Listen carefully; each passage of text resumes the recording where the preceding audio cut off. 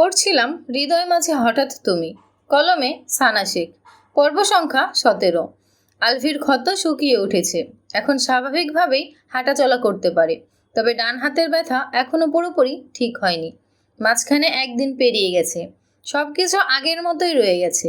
আলভির আর মায়ার সম্পর্ক একটুও উন্নতি হয়নি। আলভিকে দেখলেই 10 হাত দূর দিয়ে হাঁটে মায়া। আলভি কথা বলতে চাইলেও সুযোগ দেয় না। আর আগামী পরশু আলভির নানি বাড়ির সবাই ফিরে যাবে। আলভি নিজের রুমে বেডের উপর বসে ল্যাপটপে ভিডিও কলে কথা বলতে ব্যস্ত। জার্মানি থেকে ওর পিএ আমান কল করেছে। কথা শেষ করে সামনের দিকে তাকিয়ে দেখে লীরা দাঁড়িয়ে আছে।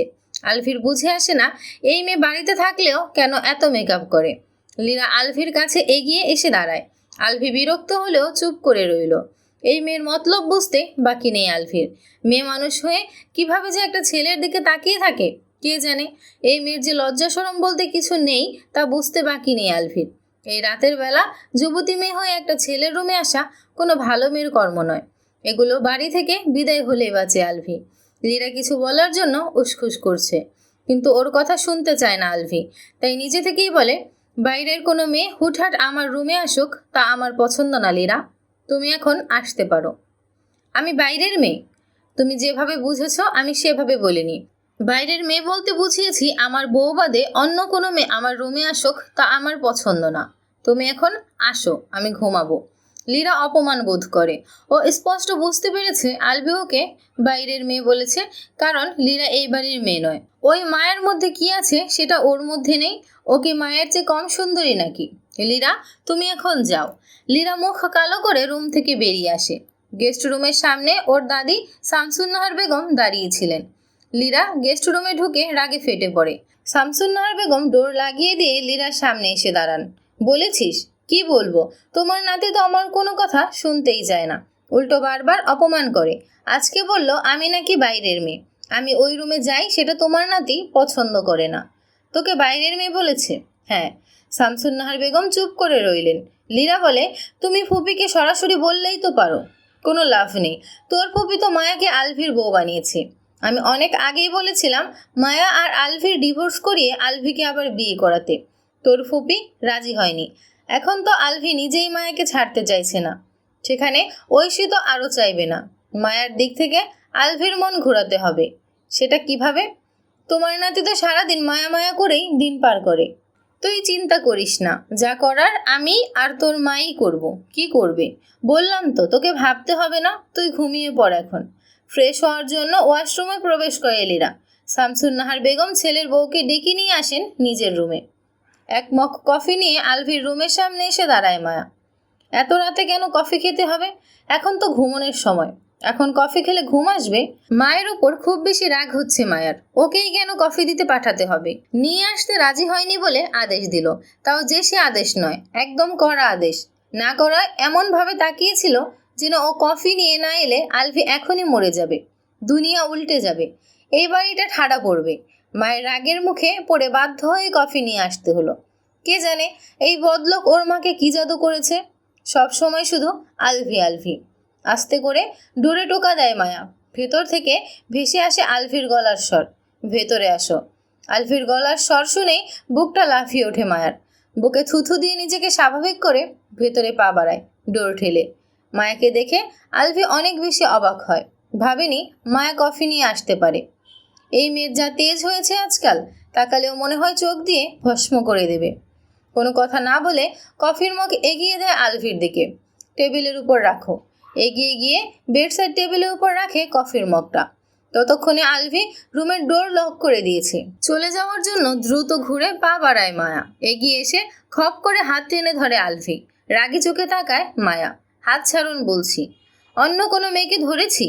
ধরুন, নিষেধ করেছে কি? শুধু আমাকে ধরবেন না, ছোবেন না। হাত ছাড়ুন এখন। বউ থাকতে অন্য মেয়েকে কেন ধরতে যাব, ছুতে যাব? আপনার বউ মরে গেছে অনেক আগে। আগে বউকে বাঘে খাক, তাতে আমার সমস্যা নেই। বর্তমান বউটা থাকলেই হলো। যদিও আগের বউটা বেশি কিউট ছিল, সহজ সরল নর্ম ভদ্র, বোকা পাখি। বর্তমান বউটা বদরাগী, কথা বলা যায় না, খ্যাক খ্যাক করে। রাগে মায়ার নাক লাল হয়ে ওঠে। হাত ছাড়ুন, নয়তো কিন্তু মাথায় বাড়ি মারব। বিধবা হওয়ার এত তাড়া কেন? মায়া আশেপাশে নজর বোলায়। রোম ঝাড়ুটা দেখতে পায়, কিন্তু ওটার কাছে যাবে কিভাবে? এই শয়তান লোকের যে শক্তি, হাত ছাড়াতে পারবে বলে মনে হয় না। আপনার কফি ঠান্ডা হয়ে যাচ্ছে, হোক।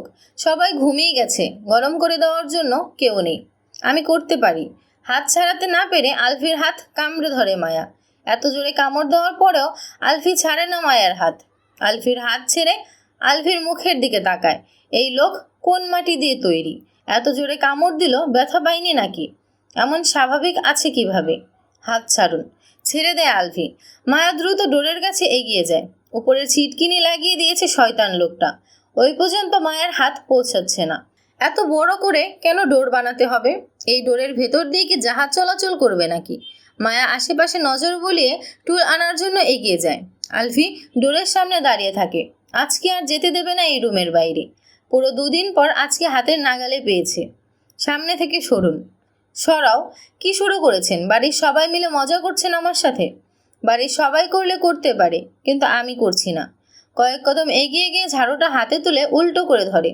সামনে থেকে সরুন, নয়তো ঝাড়ু দিয়ে মারবো। পারলে মারো। সত্যি সত্যিই কিন্তু মারবো। মারো। সরবেন না? না। সরবেন না? আমার সব কথা শুনবে তারপর। কেন শুনবো আপনার কথা?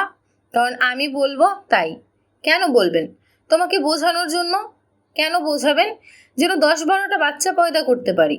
বিরক্ত হয়ে শেষের কথাগুলো খুব দ্রুত বলে আলফি। মায়া হাতের ঝাড়ুটা দিয়ে ঠাস করে বাড়ি বসায় আলফির বাম হাতের বাহুতে। অসভ্য, অভদ্র, শয়তান লোক ঠাডা পড়বে মুখের মধ্যে। অবাক হয়ে তাকিয়ে রইল আলফি। সত্যি সত্যি বাড়ি মারলো। এই বউ তো ওর গলা কেটে দিতেও 2 মিনিট ভাববে না। হাতের ঝাড়ু ফেলে জোরে শক্তি প্রয়োগ করে আলফিকে ধাক্কা দেয় মায়া। অন্যমনস্ক থাকায় টাল সামলাতে না পেরে পাশের দেয়ালের সাথে বাড়ি খায় মাথায়। বাড়ি গিয়ে সাথে সাথেই আবার নিচে পড়ে যায়। কোনো রকমে ডোর খুলে রুম থেকে বেরিয়ে আসে মায়া। দৌড়ে নিজের রুমে এসে ডোর লক করে দেয়। শরীর থরথর করে কাঁপছে। দ্রুত বেডে শুয়ে পড়ে উপর হয়ে। কি করে ফেললো? ওর মা যদি জানতে পারে আলফিকে ঝাড়ু দিয়ে মেরেছে, তাহলে ওকেই ঝাড়ু দিয়ে মেরে বাড়ি থেকে বিদায় করবে। আলফির মুখে অমন কথা শুনে হাত দুটো আপনা আপনি বাড়ি মেরেছে, ওর কোনো দোষ নেই। ও মারতে চায়নি তো। সত্যি সত্যি। এখন কি হবে? শোয়া থেকে আবার লাফিয়ে উঠে বসে। যেই জোরে ধাক্কা দিল, ঠাস করে দেয়ালের সাথে গিয়ে মাথায় বাড়ি খেলো। বেঁচে আছে না মরে গেছে, নাকি অজ্ঞান হয়ে গেছে? এত জোরে বাড়ি খেয়েও তো চিৎকার করলো না। ভয়ে মায়ার হাত পা আরও বেশি কাঁপতে শুরু করে। আলভি যদি মরে যায়, তাহলে ওকে পুলিশ ধরে নিয়ে যাবে। জেল হবে, ফাঁসি হবে, তারপর ও নিজেও মরে যাবে। না, এই কিছুতেই হতে পারে না। আলভির কি অবস্থা কে জানে? ওর তো এখনই শ্বাস বন্ধ হয়ে আসছে। না, কিছু হবে না আলভির। এত বড় হাতির মতন একটা লোক ওর মতন মশার ধাক্কা খেয়ে মরতে পারেই না। হয়তো মাথায় আঘাত পেয়েছে। বরফ দিলে ঠিক হয়ে যাবে। বেড থেকে নেমে দাঁড়ায়। একবার দেখে আসা উচিত কি অবস্থা আলভির। থরথর করে কাঁপতে কাঁপতে রুম থেকে বেরিয়ে আসে। আলভির রুমে না গিয়ে আগে নিচে কিচেনে আসে। ফ্রিজ থেকে একটা ঠান্ডা পানির বোতল নেয়, আইস কিউব নেয় সাথে। তারপর আবার উপরে উঠে আসে। বাড়ির কারো কোনো সারা শব্দ নেই। সবাই নিজেদের রুমে নিশ্চুপ হয়ে রয়েছে। আলভির রুমে ডোর ঠেলে ভেতরে উকি দেয়। কই আলভি কই? ঝাড়ু টুল কিছুই তো নেই সামনে। আর না আলভি আছে। হাওয়া হয়ে গেল নাকি? মাথাটা আরেকটু ভেতরের দিকে নিয়ে পুরো রুমে নজর বোলাতেই দেখে আলভি ড্রেসিং টেবিলের সামনে দাঁড়িয়ে ড্যাব ড্যাব করে তাকিয়ে আছে ওর দিকে। এভাবে তাকিয়ে থাকতে দেখে ভয় পেয়ে পিছিয়ে আসে মায়া। যাক বাবা, মরেনি, অজ্ঞানও হয়নি। ব্যথা তো পেয়েছে নিশ্চয়ই। নিজেকে স্বাভাবিক করে নিয়ে ভেতরে প্রবেশ করে বিড়বিড় করে হেঁটে। আলভি কপালের বাম পাশটা লাল হয়ে ফুলে উঠেছে। বাম পাশের গালও লাল হয়ে আছে। ড্রেসিং টেবিলের সামনে দাঁড়িয়ে নিজেকেই দেখছিল। মায়া যে আবার ওর রুমে আসবে কল্পনাও করেনি। যা না ভাবে তাই শুধু হচ্ছে আজকে। মায়া হাতের আইস কিউবগুলো এগিয়ে দেয় আলভির দিকে। বরফ দিলে ব্যথা তাড়াতাড়ি কমে যাবে। আলভি মুখ ঘুরিয়ে বলে, লাগবে না। মাথা ফাটিয়ে এখন এসেছে বরফ দিতে। মায়া মনে মনে বলে, মেয়েদের মতো ঢঙও করতে পারে আবার। বরফটা লাগান, গলে যাচ্ছে তো। আলভি বেডে গিয়ে আধশোয়া হয়ে বসে। লাগিয়ে দেওয়ার ইচ্ছে থাকলে দাও, না হলে নিয়ে চলে যাও। মায়া আগের মতোই দাঁড়িয়ে রইল। আলভি আবার বলে, ব্যথা তুমি দিয়েছ, সারাবেও তুমি। আর না সারানোর ইচ্ছে থাকলে নিজের মাথায় দাও, তাতে যদি ওই আগ্নেয়গিরি একটু ঠান্ডা হয়। মায়া আলভির মুখের দিকে তাকিয়ে থাকে। কোন দুঃখে মায়ের রাগ দেখে ভয় পেয়ে কফি নিয়ে এসেছিল। না কফি নিয়ে ও নিজে আসতো, আর না এসব কিছু ঘটতো। সব ওর মায়ের দোষ। ইচ্ছে না থাকা সত্ত্বেও এগিয়ে যায় আলভির কাছে। আইস কিউব হাতে তুলে নেয় একটা। থরথর করে কাঁপতে থাকা হাত বাড়িয়ে কপালের ফোলা জায়গায় বরফ ধরে। আলভি মনে মনে অনেক হাসে। ও নিজেই বরফ নেওয়ার জন্য যাচ্ছিল নিচে। মায়াকে পানি আর আইস কিউব বক্স নিয়ে এগিয়ে আসতে দেখে দ্রুত সরে এসে ড্রেসিং টেবিলের সামনে দাঁড়িয়েছিল। তখন মায়াকে দেখে অবাক হওয়ার ভান করেছে। আলভি মুখ ফুটে বলে, অন্যের বউরা তাদের জামাইকে আদর করে, চুমো খায়, মাথায় হাত বুলিয়ে দেয়, মিষ্টি মিষ্টি কথা শোনায়, আর আমার বউ ধাক্কা দিয়ে ফেলে মাজা ভেঙে দেয়, মাথা কপাল ফাটিয়ে দেয়, ঝাড়ু দিয়ে বাড়ি মারে, খ্যাক খ্যাক করে কথা বলে। আল্লাহ, কবে যেন তোমার এই নিরীহ নিষ্পাপ ভোলা ভালা বান্দার গলা কেটে দেয়। আল্লাহ, আপনার এই নিরীহ বান্দাকে হেফাজত করুন। মায়ের মুখের দিকে তাকিয়ে আবার আকাশের দিকে তাকায়।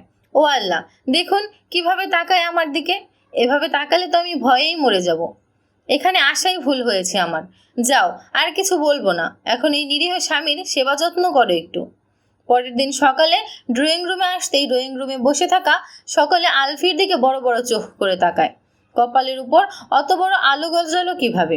ডান পাশের কপালে ছুলে গেছে, বাম পাশের কপালে ফুলে গেছে। আহনাফ মাহমুদ বলেন, আলভি, তোমার কপালে আবার কি হয়েছে? এভাবে ফুলে গেল কিভাবে? আলভি মায়ের দিকে তাকায়। মায়া বড় ভাইয়ের গা ঘেঁষে চোরা চোখে তাকিয়ে আছে ওর দিকে। নাহার বেগম বলে, কি হলো, কথা বলছো না কেন আলভি? কপাল ফুললো কিভাবে? ওয়াশরুমে পড়ে গিয়েছিলাম রাতে, তখন দেয়ালের সাথে বাড়ি লেগেছে। আলতাফ মাহমুদ বলেন, ওয়াশরুমে গিয়ে নাচানাচি করছিলে নাকি ছোট বাচ্চাদের মতন?